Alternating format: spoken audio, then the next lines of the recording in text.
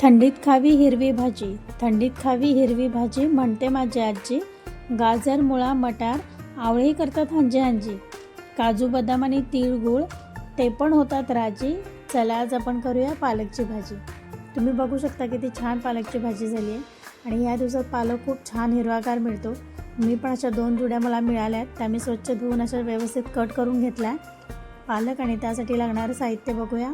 एक मोठा आकाराचा टोमॅटो आहे. हा एक मोठा कांदा मी कट करून घेतला आहे. एक अर्धी वाटी तूर डाळ आहे माझ्याकडे. अर्ध्या वाटीला पण कमी ही चणा डाळ आहे. हिरव्या मिरच्या 4-5 आहे. 5-7 लसणाच्या पाकळ्या आहेत.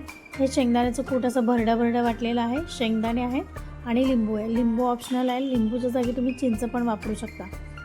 आता एका कुकरमध्ये आपण हे पालक टाकून घेणार आहोत. ही छान आणि झटपट होणारी रेसिपी आहे आणि खूप सुंदर लागते ही भाजी. एकदा नक्की करून बघा.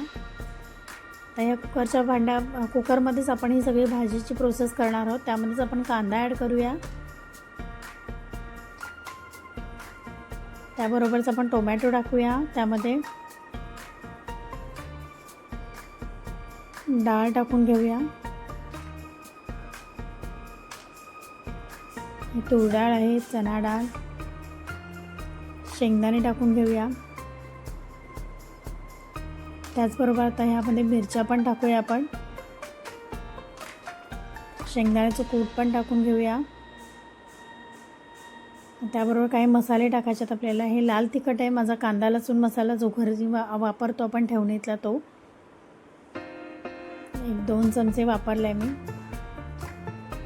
तुमच्या आवडीनुसार कमी जास्त तिखट करू शकता. आणि हा अर्धा लिंबू आहे जो मी यामध्ये रस टाकून घेणार आहे. याऐवजी चिंचेचे कोळ टाकू शकता किंवा चिंच टाकू शकता तुम्ही तुमच्या आवडीप्रमाणे.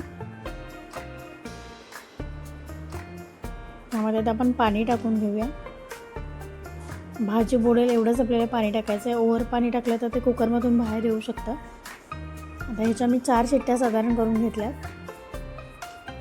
आणि तुम्ही बघू शकता ही व्यवस्थित घाटून मी ह्यामध्ये एक फोडणी तयार केली, ज्यामध्ये लसूण, तीळ आणि मिरची टाकली होती आणि त्याचबरोबर गूळ ॲड केला होता. आणि आता ही भाजी आपल्याला खाण्यासाठी तयार आहे. आवडली असेल तर नक्की लाईक करा, सबस्क्राईब करा आणि कमेंट करायला विसरू नका.